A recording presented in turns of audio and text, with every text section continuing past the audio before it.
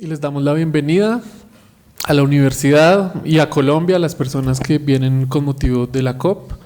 Estamos felices de acompañar la presentación del informe Minería Ilegal de Oro, impactos sobre los derechos humanos y la biodiversidad en la Amazonía. 6 países reportan. Presentamos este informe como resultado del trabajo colectivo de diferentes organizaciones sociales y ONGs de los países Brasil, Colombia, Bolivia, Ecuador, Perú, Venezuela, donde se revelan y quedan en evidencia los impactos devastadores de la minería ilegal de oro sobre el territorio amazónico, un territorio vibrante donde habitan y gobiernan formas de vida con sistemas de conocimiento que han demostrado ser efectivas sin el cuidado y la protección de la vida y que enfrentan amenazas y presiones devastadoras sobre sus territorios y sistemas de vida. Nos sentimos muy complacidos de que estén acá, saludamos a las diferentes organizaciones asistentes y quiero comenzar dándole la palabra a Cristina de SOS Orinoco para que continúe con la presentación del primer panel. Bienvenidos y bienvenidas. Gracias, Julián.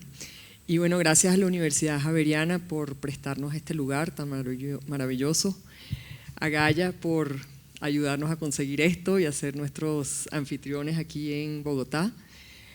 Y le damos la bienvenida a todos. Gracias por su interés en este tema tan importante, tan urgente que nos ocupa esta tarde.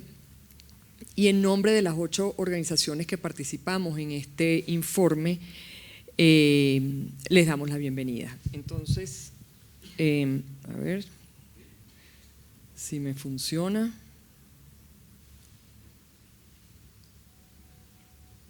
A ver, ¿cómo se pasa la lámina?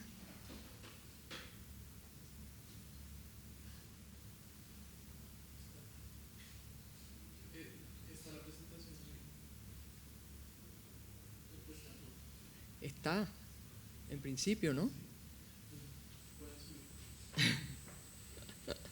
Bueno, mientras tanto, les comento.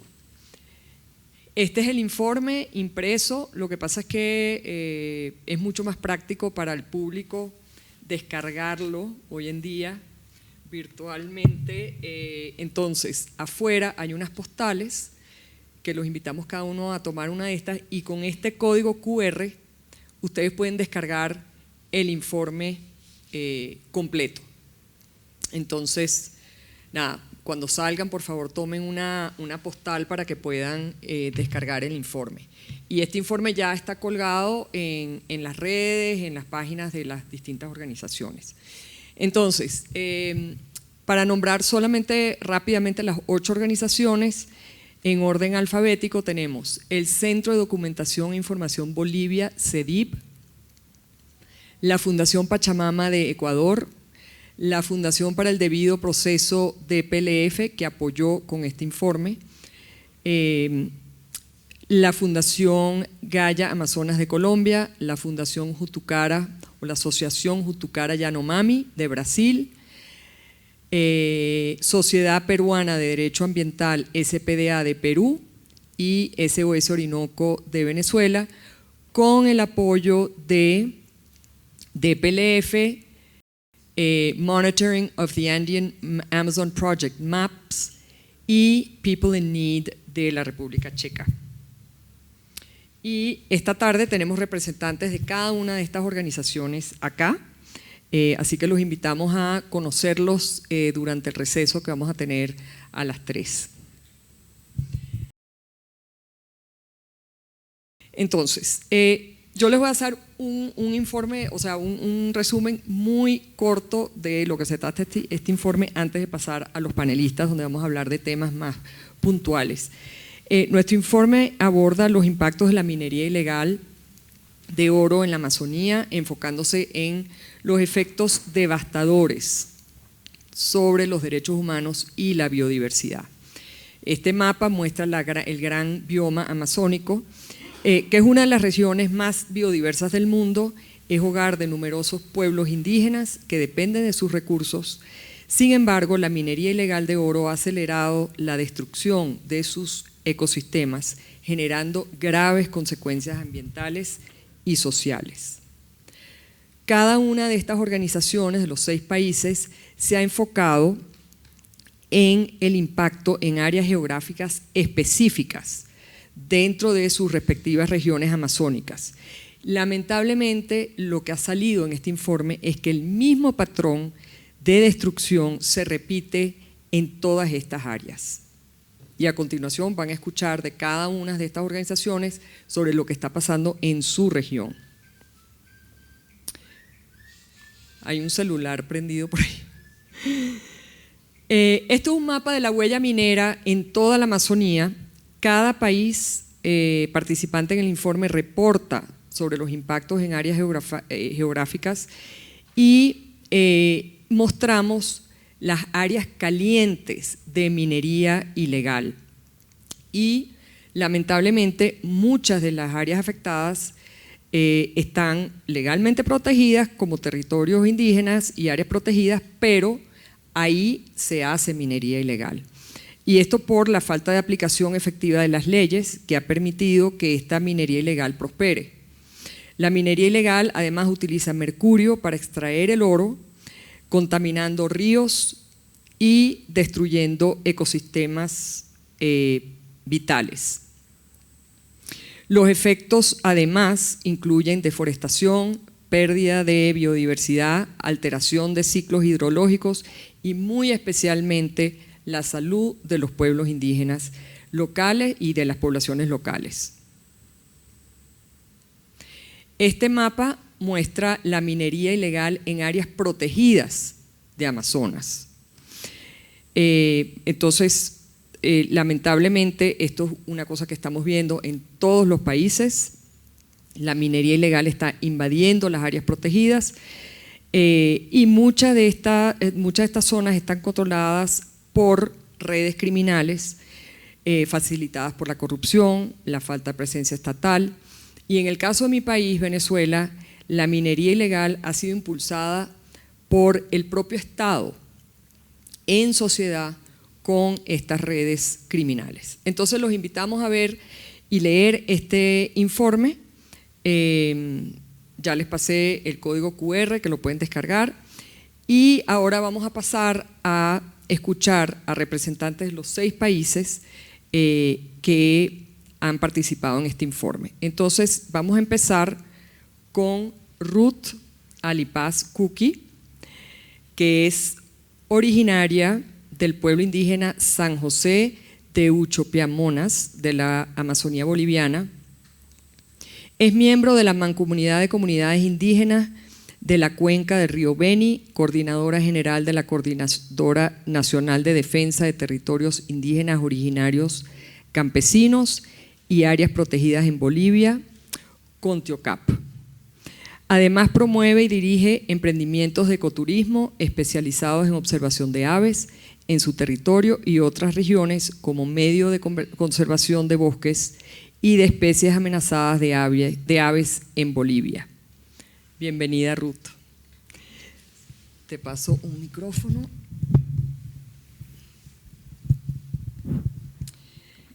Entonces, la primera pregunta para ti es la siguiente. Con excepción de Venezuela, todos los países examinados en este informe han ratificado el convenio de Minamata.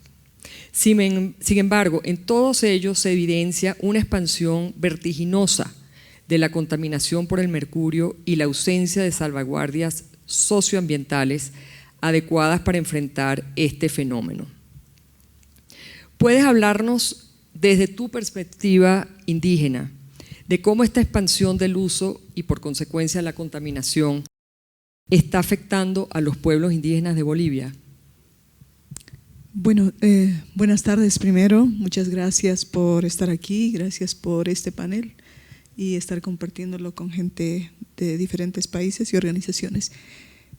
Primero decir que, bueno, lo que ustedes están viendo es nuestro espacio territorial, que es la cuenca del río Beni, con sus 3 afluentes, el río Tuichi, que es donde nosotros ancestralmente hemos vivido, los Uchupiamonas, y el Quiquibey, donde otras 4 nacionalidades indígenas han vivido. Entonces, y bueno, con el CEDIP y la Universidad de Cartagena, el 2021 realizamos este estudio, y una particularidad que tenemos es que ninguna de estas comunidades, 18 comunidades que habitamos en esta cuenca, hacemos minería, pero hemos encontrado altos niveles de contaminación en nuestro organismo, ¿no?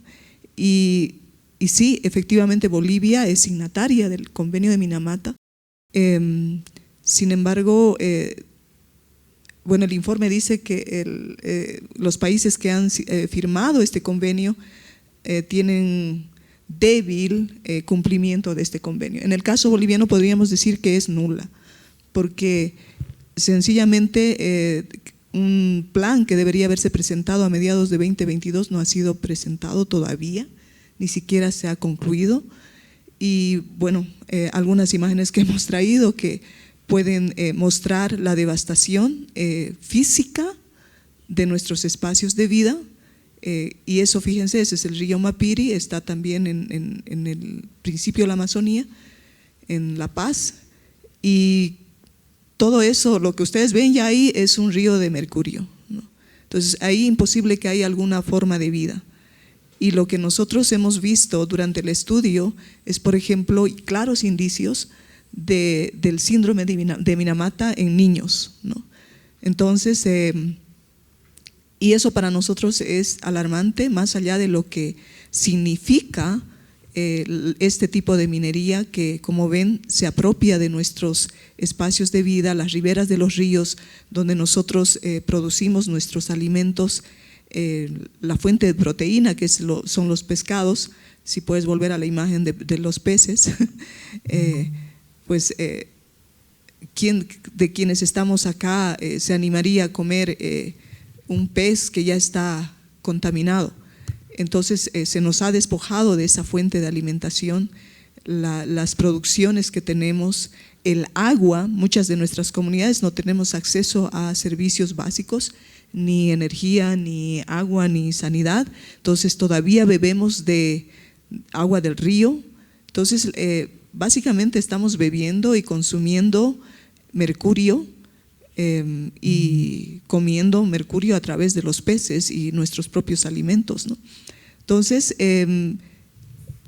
este informe que nosotros hemos realizado para nuestras comunidades, que ya hemos llevado los resultados, por ejemplo, ha destapado en Bolivia todo este proceso. Y acá lo que quiero remarcar, por ejemplo, es que las cooperativas, o que ustedes llaman, bueno, la minería ilegal, no es solo la minería ilegal la que contamina, es también la legal. Y en el caso boliviano, porque también las empresas supuestamente legales están usando mercurio y no hay un sistema de control desde el Estado, y entonces lo que está pasando es liberar a estas empresas, a estas cooperativas, que en Bolivia, por ejemplo, legal significaría que usted presentó un documento de solicitud para hacer minería. Eso ya legaliza la minería. Pero además las cooperativas mineras en Bolivia, que supuestamente hacen minería sin fines de lucro o de subsistencia, se asocian con grandes empresas nacionales e internacionales, lo cual en la normativa boliviana es ilegal. Entonces, bajo esa figura también serían ilegales, y también porque lo están haciendo en territorios titulados, y porque también lo están haciendo en áreas protegidas, y porque también están afectando a la vida humana y despojando de los medios de vida a los pueblos indígenas. Muchas gracias. Gravísimo. Ay, perdón. Gravísima la situación. No, si quieres mantenerlo para… Vamos a la segunda pregunta para adentrarnos un poquito más en el tema. Los pueblos indígenas y las comunidades locales son las principales víctimas de la minería ilegal, como acabas de ilustrar. y enfrentan desplazamientos forzosos, violencia, pérdida de sus territorios y graves problemas de salud. Además, los defensores ambientales y periodistas que denuncian esta situación están bajo constantes amenazas y peligros. ¿Qué nos puedes decir en el caso particular de los pueblos indígenas en Bolivia? Bueno, en mi caso personal particular, pues nosotros estamos siendo amenazados por los mineros, por los propios mineros, que, bueno, a mí me amenazaron con volarme la cabeza con dinamita, ¿no? Por denunciar minería en nuestro territorio, en los diferentes territorios en la Amazonía. Un poco para, justamente después de este informe que hicimos con el CEDIP y la Universidad de Cartagena, estos son los valores, ¿no?, que tenemos en nuestro organismo. En promedio tenemos 6-7 partes por millón en nuestro cuerpo, cuando, bueno, la Organización Mundial de la Salud dice que una parte por millón es lo que podemos tolerar el ser humano. Entonces hay personas que incluso exceden las 20 partes por millón. Entonces, dar a conocer este informe ha destapado en Bolivia, como ya mencionaba, esa problemática, y que está vinculado además a otras actividades de mega infraestructuras, por ejemplo, la construcción de hidroeléctricas, que nosotros empezamos en esa lucha en las hidroeléctricas y nos dimos cuenta que eso estaba acelerando la actividad minera, y el 2019 en un taller nos enteramos nosotros que la minería usaba mercurio y no sabíamos, y nos preocupamos por hacer este estudio, y eso lo damos a conocer.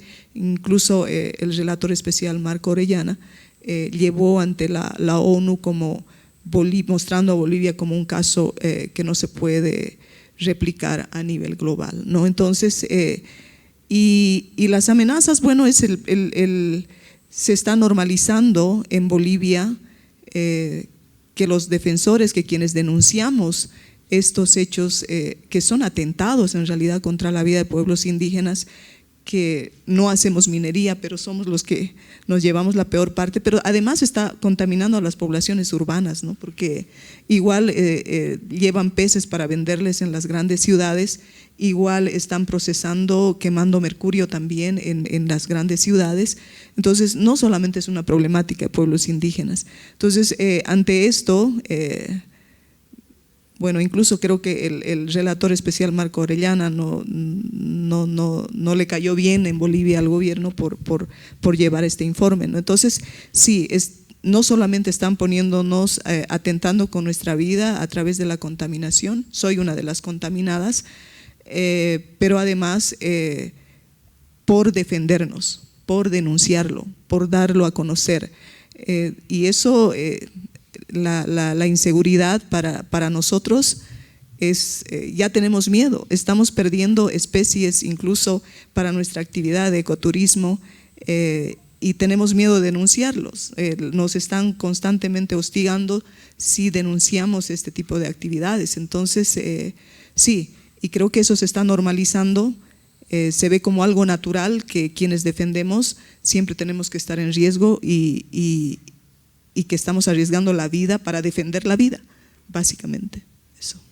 Así es, y aprovecho para agradecer que está el relator mencionado, Marco Orellana, aquí en el público con nosotros, y al final dará unas palabras recogiendo un poco las ideas que se han compartido acá. Así que muchísimas gracias al relator, y qué bueno que lo mencionaste, porque viene totalmente al caso, ¿no? Bueno, con esto entonces vamos a pasar a la segunda panelista, Cristina Melo, que viene de Ecuador. Cristina es asesora legal y coordinadora del Programa de Derechos Humanos y Derechos de la Naturaleza de la Fundación Pachamama en Ecuador. Bienvenida. Gracias. Entonces, después de escuchar a Ruth, me gustaría ahondar en el tema del convenio de Minamata y el nivel de su implementación en la región de Amazonía. ¿Cómo puede nuestro informe abordar y apoyar estos desafíos de implementación? Bueno, lamentablemente el convenio de Minamata, como se demuestra a lo largo de todo este informe a través de información recogida en territorio, actualizada y además recogida por las propias víctimas de la violación a este convenio, este informe demuestra, ¿no?, cómo los estados, los 6 estados que han sido evidenciados a lo largo de este informe, no han logrado realmente implementar los convenios internacionales vinculantes, cuyo único objetivo era la reducción real del mercurio en el medio ambiente. Sin embargo, vemos la incrementación de el uso del mercurio y de la contaminación que viene de este uso a través de la minería ilegal de oro. Vemos que los estados, además, hablando un poco en particular acerca del Ecuador, que es el país de donde vengo, lamentablemente el convenio de Minamata, que tiene vigencia desde el 2017, solamente nosotros sí tenemos un plan de acción sobre mercurio desde el año 2020. Sin embargo, no se ha logrado implementar de ninguna manera. Gran parte de la minería artesanal y a pequeña escala es concesionada por el Estado. Recojo un poco tus palabras. Nosotros en el Ecuador no hablamos de minería ilegal solamente sobre aquella minería que no tiene licencias o concesiones por parte del Estado. Al contrario, hablamos también de minería ilegal cuando hablamos de minería a mediana o gran escala, industrial, pequeña, artesanal, que viola derechos humanos, que viola derechos de la naturaleza bajo aquiescencia del Estado. El mapa que ustedes pueden ver ahí, los colores en ciertas regiones, esos son territorios ancestrales indígenas reconocidos por el Estado ecuatoriano y también por el Estado peruano. Este es un mapa de la Alianza de Cuencas Sagradas, que es una organización de 27 organizaciones indígenas que están supervisando y monitoreando, tratando de proteger sus territorios ancestrales en las cuencas sagradas amazónicas. Más de 250 millones de hectáreas tratan de proteger. Ahí ven los territorios y si ven esas marcas rojas, y no sé si puede retrocederle, ahí, perfecto, esas marcas rojas y esos puntos que ven ahí, todos esos son puntos de minería ilegal, entendiendo lo que les menciono, minería que no corresponde a los estándares que se deben seguir si es que se quiere generar alguna actividad industrial de minería ilegal de oro. Tienen concesiones, algunos no tienen concesiones y están generando una serie de violaciones de derechos humanos y de derechos de la naturaleza. Adicionalmente, somos el Ecuador un país somos un país, al igual que muchos de los que estamos dentro de este informe, un país esquizofrénico, ¿no? Como les digo, hemos firmado el convenio de Minamata. El Ecuador sí tiene un plan de acción en contra del uso de mercurio. Somos el primer país en el mundo que reconoce derechos de la naturaleza en su constitución y realmente lo único que ha sucedido es que el Estado ecuatoriano ha seguido promoviendo las actividades industriales y no industriales extractivas de oro en territorios ancestrales, contaminando la biodiversidad y además en las zonas donde mencioné que hay los puntos y las concesiones, son probablemente las zonas más biodiversas no solamente del Ecuador sino también del mundo. Hay minería en el Yasuní, que es hace poco fuimos muy famosos por el Yasuní porque ganamos una consulta popular para dejar el petróleo bajo tierra, pero también es un lugar sin control por parte del Estado donde hay minería fluvial de oro ilegal. No es difícil encontrarla, ¿no? Uno va a lo largo del Yasuní o va al sur en Zamora Chinchipe y uno camina por la misma carretera de primer orden a lo largo del río Yacuambi y cada 20 metros ve una grava, ve gente generando minería de oro fluvial.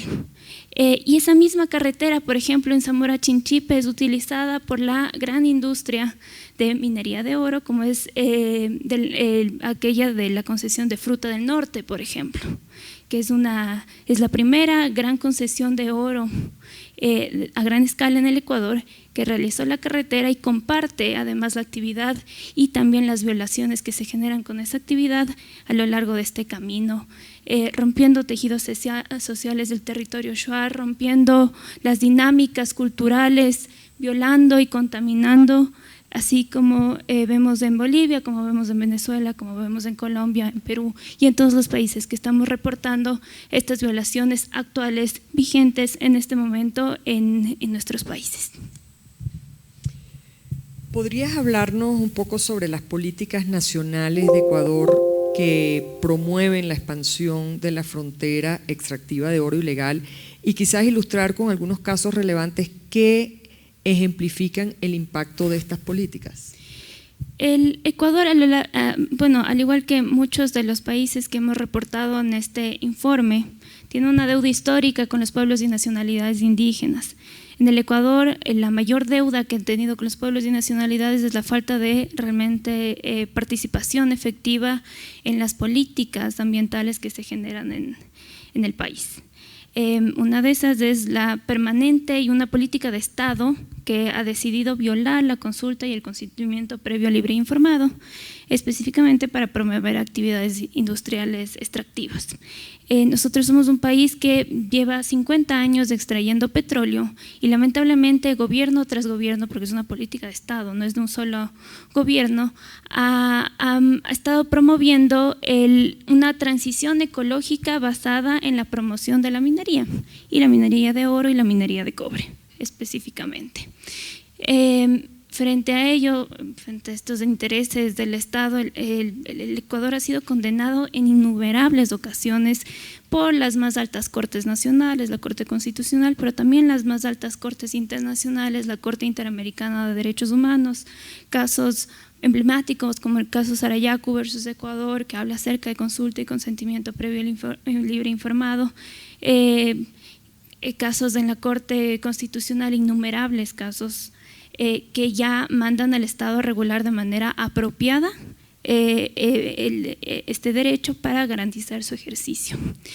Y les cuento que en los últimos meses, en este abismo por tratar o en estas ansias por parte de los últimos gobiernos de impulsar esta supuesta transición ecológica basada en realidad en la minería, se han generado unas serie de casos emblemáticos, una serie de condenas al Estado en diferentes organismos nacionales e internacionales con respecto a violaciones de la consulta y consentimiento previo, precisamente por promover actividades de oro. Por ejemplo, el año pasado, en noviembre, el Estado fue condenado por la Corte Constitucional por haber emitido un decreto, que era el decreto 754, cuyo objetivo era eliminar el consentimiento de la consulta previa, libre e informada para pueblos indígenas para promover 178 proyectos, entre ellos proyectos justamente de minería a gran escala de oro y específicamente en territorio shuar, que es la zona más afectada de la Amazonía por la minería de oro. En enero del 2024 de nuevo es condenado el Ecuador por parte de la Corte Constitucional por no regular apropiadamente la consulta previa, libre e informada, al declarar que es incumplido el caso Sarayaku versus Ecuador de la Corte Interamericana. No pasa ni un mes y el Ecuador nuevamente es condenado, pero ahora por una resolución del Comité de la OIT dentro del caso del pueblo shuar Arutam, que si retrocedemos a la imagen anterior, vamos a poder ver cómo el pueblo shuar Arutam decidió y generó una campaña para tratar de evitar que se promueva la minería de oro ilegal, industrial, concesionada por el Estado en su territorio. El territorio shuar es uno de los territorios indígenas en la Amazonía más grandes dentro del Ecuador. Los shuar crearon la FICSH. La FICSH fue la primera organización indígena del Ecuador. Tiene más de 100.000 personas dentro del territorio shuar y lamentablemente esta gran organización ha sido debilitada por la intervención de la industria extractiva, en este caso canadiense, para promover los proyectos Warins en San Carlos Pananza, en el sur, en una zona además extremadamente biodiversa que se llama la Cordillera del Cóndor. y ha roto los tejidos sociales, ha generado caos dentro de la organización y se está rompiendo. Constantemente están ahora tomado el poder Domingo Ancuash, que es un gran líder ancestral shuar, que ha decidido volver a los principios de la fiqh, ¿no? Y él está en permanente peligro por parte del Estado, por parte de la milicia y por parte de las industrias, en este caso canadienses, que están tratando de entrar a esta zona. Esto es lamentablemente uno de los varios casos que suceden en el Ecuador. Este es un caso que tuvo una resolución de la OIT por primera vez. Fue emblemático, sin embargo, como les digo, es uno de los varios casos y es algo que sigue sucediendo todo el tiempo, se está repitiendo y lamentablemente no hay protección para estas personas. Finalmente quiero decirles en la última foto, el movimiento indígena es el movimiento social más poderoso dentro del Ecuador, ha generado cambios importantísimos en pro de los derechos humanos y de los derechos de la naturaleza, y esa fue la reunión cuando en julio de este año, viendo tantos casos de violaciones de derechos colectivos que se han generado en el Ecuador, el movimiento indígena decidió presentar su propia propuesta de ley para la consulta y consentimiento previo, libre e informado para proteger sus territorios de precisamente la industria extractiva de oro, de cobre, de diferentes temas. Ellos han propuesto esto, está dentro en análisis dentro de la Asamblea Nacional. Es la primera propuesta de ley que realmente es hecha con los pueblos indígenas. Hay 9 propuestas de ley que no han sido hechas con pueblos indígenas, lo cual es ridículo porque son ellos quienes van a ser consultados, y esperamos que este sea un paso para realmente al fin garantizar, implementar los estándares internacionales de derechos humanos en el Ecuador. Muchas gracias, Cristina. Clarísimo nos queda este drama, ¿no? en Ecuador. Y ahora vamos a pasar a hablar de Colombia con Sebastián Anaya. Sebastián es abogado y politólogo con maestría en política ambiental y gestión de sostenibilidad de la Universidad The New School en Nueva York y especialización en medio ambiente y desarrollo local. Tiene experiencia profesional en asuntos agrarios y política ambiental de más de 12 años, trabajando para reconocidas organizaciones de la sociedad civil en Colombia y en Latinoamérica, el Gobierno Nacional y agencias de las Naciones Unidas. Actualmente es asesor de incidencia en la Fundación Gaia Amazonas y nuestro anfitrión aquí en Bogotá. Así que bienvenido, Sebastián. La primera pregunta es: ¿cuál es el panorama o la situación actual de la minería ilegal en la Amazonía Oriental de Colombia? ¿Cuáles son los factores sociales y políticos que favorecen la expansión de la minería ilegal en la Amazonía Oriental colombiana? Gracias, Cristina. Buenas tardes a todos y todas. Qué gusto compartir panel contigo, con las compañeras.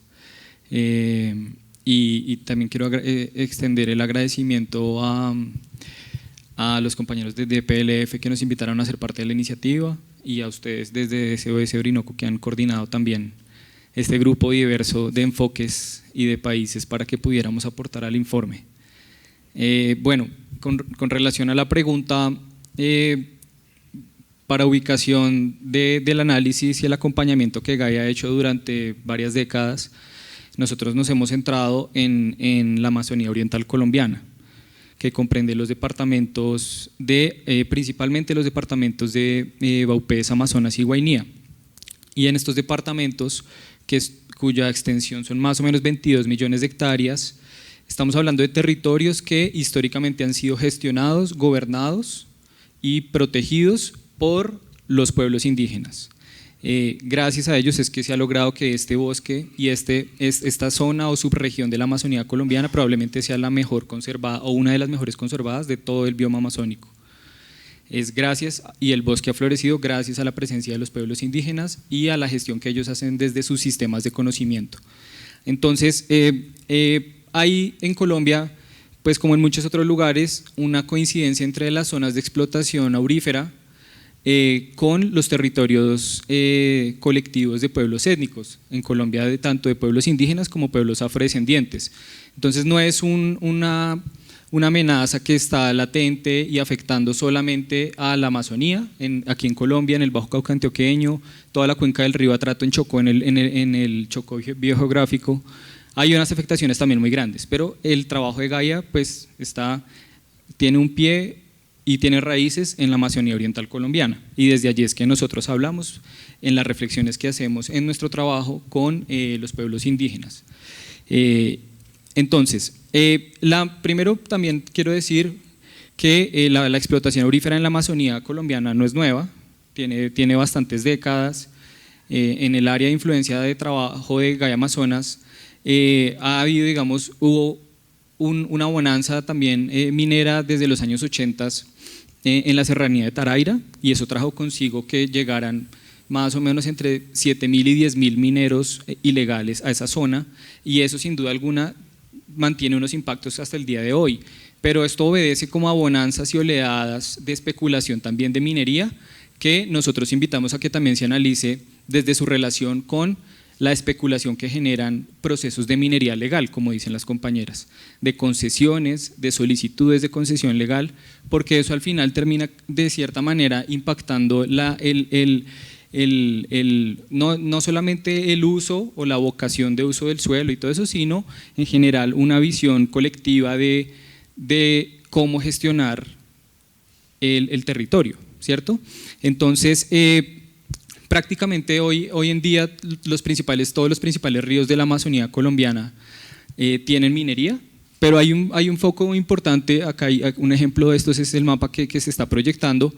Hay 3 ríos que generan especial preocupación en este momento, como son el río Puré, en el Parque Nacional Natural Río Puré, que es el que ven ustedes en la imagen, en donde se ha venido documentando por parte de organizaciones de sociedad civil una constante presencia de minería ilegal, de balsas y de dragones en una zona que incluso antes no se veía de esa manera, que es la zona de intangibilidad que protege también a los pueblos indígenas en aislamiento. Hay una preocupación en el río Puré muy fuerte, que es en la frontera entre Colombia y Brasil, comparte Puré y Purué. También hay una presencia muy importante de minería en el río Putumayo, que es en la frontera entre Colombia y Perú, y hay una preocupación muy fuerte también con el río Cotué. Bueno, eso digamos en primer lugar. ¿Cuáles, digamos, también otros temas que nosotros queremos resaltar a partir del trabajo que hemos hecho para el informe también, recogiendo la experiencia? Uno de ellos también es que se hace mucho énfasis en las afectaciones a los ecosistemas y ambientales, pero las afectaciones culturales, los valores culturales y afectaciones a derechos culturales suelen verse como en un segundo lugar o dejarse como para un segundo lugar. Y nosotros pues desde el trabajo que tenemos con los pueblos indígenas y las reflexiones que se han generado, pues para nosotros es fundamental poner de presente y en primer lugar cómo se están afectando los sistemas de conocimiento, los sistemas de gobierno y el ejercicio de autoridad ambiental y territorial de pueblos indígenas en la Amazonía. En segundo lugar, pues también que hay un énfasis en las operaciones militares o en la militarización de la conservación ambiental.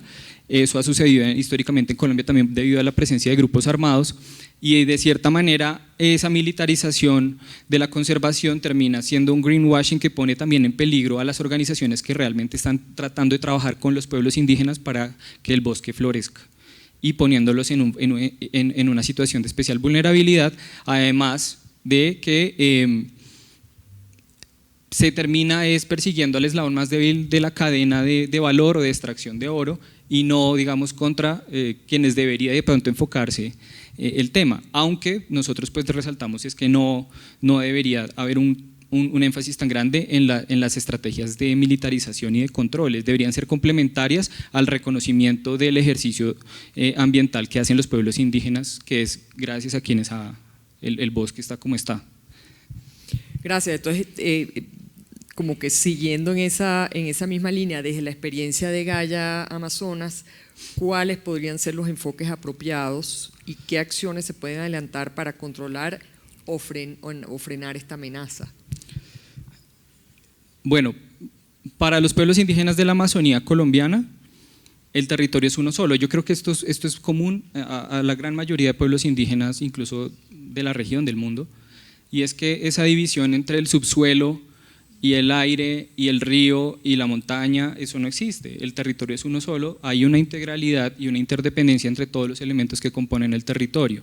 Entonces, afectar uno de ellos evidentemente también genera una cadena de afectaciones y que termina de cierta manera vulnerando la posibilidad de que mediante las prácticas de rituales y culturales se pueda tratar de mantener un equilibrio en el territorio.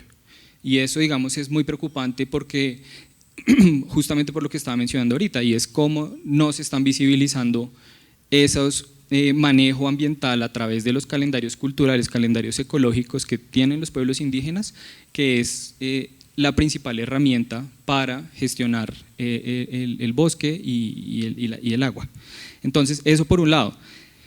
Por otro lado, hay una crítica también que hacemos frente al Plan de Acción Nacional de Minería Artesanal y de Pequeña Escala, que es el incumplimiento del convenio de Minamata. Tiene un abordaje muy centrado en la formalización minera, tiene un abordaje carente de la participación, no establece, digamos, unos instrumentos y canales claros para que haya un diálogo intercultural de sistemas de conocimiento con los pueblos indígenas, sino simplemente termina siendo una herramienta más en esa óptica colonial del Estado diciéndole a los pueblos indígenas cómo manejar su territorio cuando ellos ya saben y ellos lo vienen haciendo. Y ahí, digamos, nosotros también queremos poner el foco. De igual manera, los pueblos indígenas llevan mucho tiempo exigiendo modelos con enfoque cultural apropiado para gestionar la salud, y no hay, digamos, unos enfoques apropiados para generar para darle manejo a las afectaciones que está generando el mercurio y que son tan evidentes en los territorios indígenas. Entonces, ese también es otro elemento que nosotros creemos que debe fortalecerse, además de partir del reconocimiento de la autoridad de los pueblos indígenas. Aquí en Colombia, en la Amazonía Oriental colombiana, a partir de la Constitución Política y del Decreto Ley 632 de 2018, pues hay un piso jurídico muy claro que están transitando los territorios indígenas para ser entidades territoriales del Estado, entidades territoriales indígenas, como autoridades administrativas del Estado. Entonces hay un reconocimiento de autonomía que están en proceso en este momento de formalización de la puesta en funcionamiento de las entidades territoriales indígenas, que lo que también pretende es que a través de los consejos indígenas, de sus instancias, de acuerdo con sus usos y costumbres, sus instancias de gobierno, hay un diálogo intercultural de gobierno a gobierno con el Estado colombiano y con actores privados también, para que el ordenamiento territorial de los pueblos indígenas sea el eje a partir del cual se converse, se establezcan políticas y dialoguemos sobre la Amazonía. Y ese es, digamos, el enfoque que tanto los pueblos indígenas de la Amazonía Oriental y de estos territorios indígenas como desde Gaia Amazonas estamos tratando de fortalecer, de poner de presente en los distintos escenarios, así como resaltar estos enfoques que no vemos como culturalmente apropiados. Y para cerrar, también me parece importante resaltar que debe haber un diálogo de estos temas con otras agendas, como la agenda de Escazú, como la agenda del derecho humano al agua, con otro tipo de agendas para fortalecer y poner de presente esas autonomías y cómo queremos, y que se haga en términos de los pueblos indígenas y no en términos de un derecho occidental ajeno, ¿sí? O un derecho occidental que no dialoga y realmente no está tendiendo esos puentes interculturales que debería atender. Entonces, estos escenarios como Escazú, los escenarios como también el sistema interamericano, así como esta misma iniciativa ha tratado de llevar al sistema interamericano estas discusiones, creemos que es importante que, por ejemplo, Gaia sea un aliado, está siendo un aliado también con los pueblos indígenas para poder llevar estos posicionamientos y que haya también un abordaje cada vez más intercultural, si se quiere, de las afectaciones del mercurio, de las afectaciones de la minería ilegal de oro y la minería legal también. Cierro con lo siguiente también, y es a nosotros nos preocupa mucho cómo, si vemos estos mapas de solicitudes de extracción de minerales, listados de minerales de transición para la transición energética, concesiones ven con la minería ilegal, realmente hay un cerco minero a la Amazonía y a la Amazonía oriental colombiana, y la demanda de estos minerales, incluido el oro, va a crecer, es tendiente, pues va a crecer. Entonces, ¿cómo nosotros tratamos de posicionar estos temas de una manera como preventiva, si se quiere, si es que todavía podemos hablar de eso? Es importante ver cómo de esas interconexiones que mencionaban las compañeras de una manera tan acertada entre minería legal e ilegal, porque evidentemente, y compartimos lo que dice la compañera de Ecuador, cualquier iniciativa minera que no esté, o sea, la minería es ajena a los territorios indígenas de la Amazonía colombiana, entonces cualquier minería termina siendo ilegal. Bueno, gracias. Yes. Lamentablemente. Tenemos 5 minuticos para alguna pregunta y después vamos a un receso por 15 minutos, un café brindado por los amigos de Gaia Amazonas. ¿Alguna pregunta, comentario? Oscar.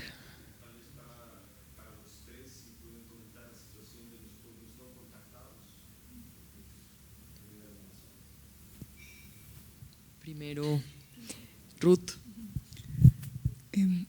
Sí, algo que yo quisiera enfatizar es que Bolivia es un caso a no repetir digamos, en convertirse en el primer país importador de mercurio.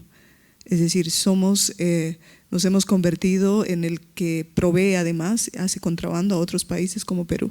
Entonces, en cantidades que ya no se puede medir, ya no se puede controlar, porque no hay un sistema de control, ni de aduanas, ni de ninguna norma.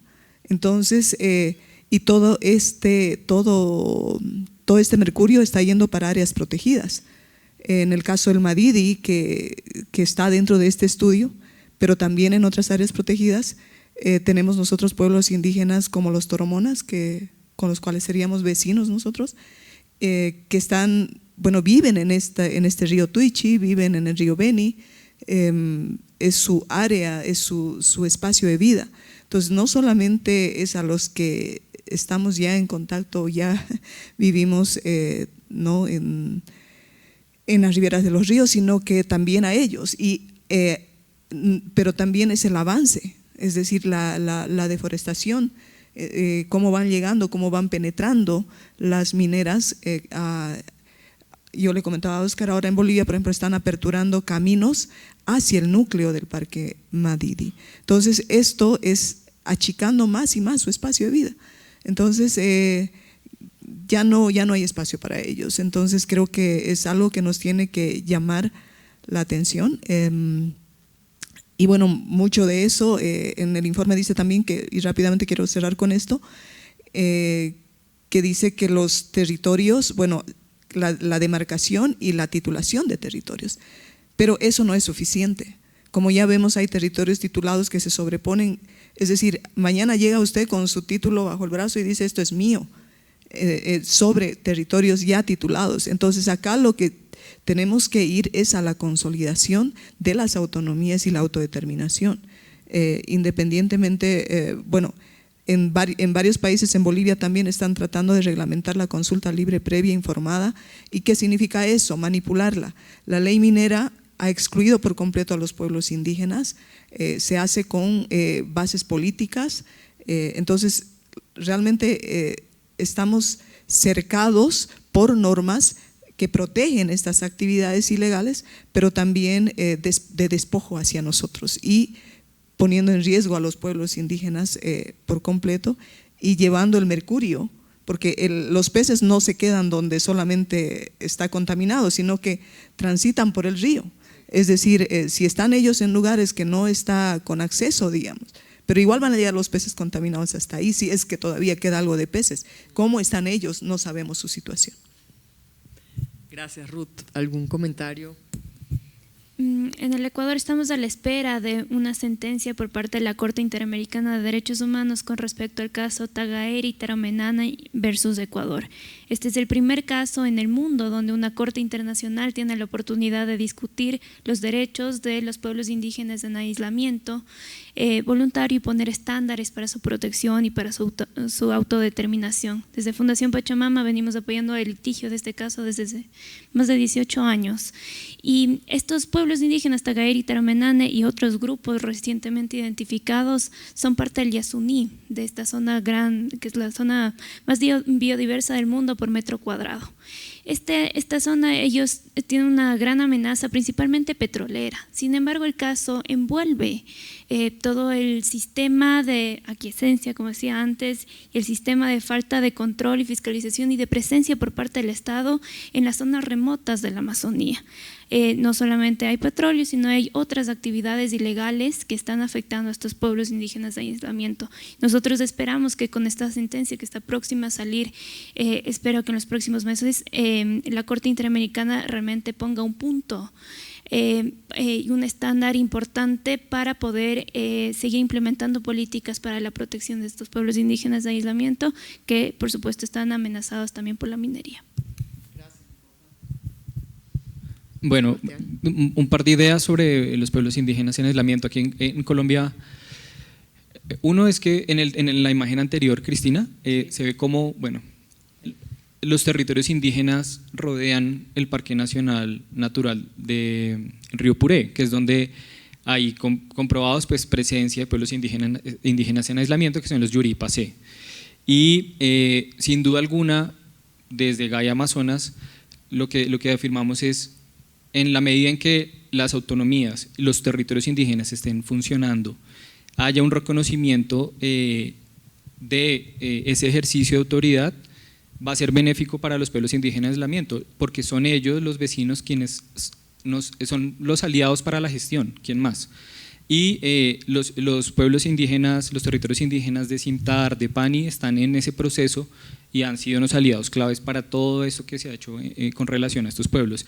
Y en segundo lugar, el diálogo intercultural, que por ejemplo, sabemos que la ausencia de funcionarios de parques nacionales naturales en un caño o en el río Puré ha sido de cierta manera generó que hubiera menos control si se quiere y prosperaran pues o llegaran más balsas a esta zona.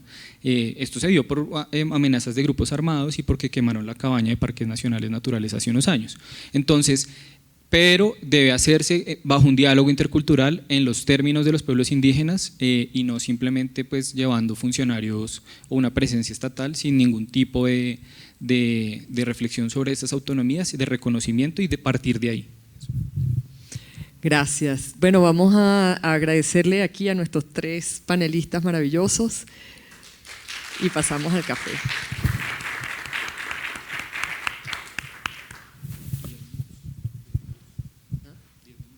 Sí, 10 minutos, son las 3:00, muy puntual. Así que en 10 minutos nos vemos aquí nuevamente para el segundo panel, donde estarán Brasil, Perú y Venezuela.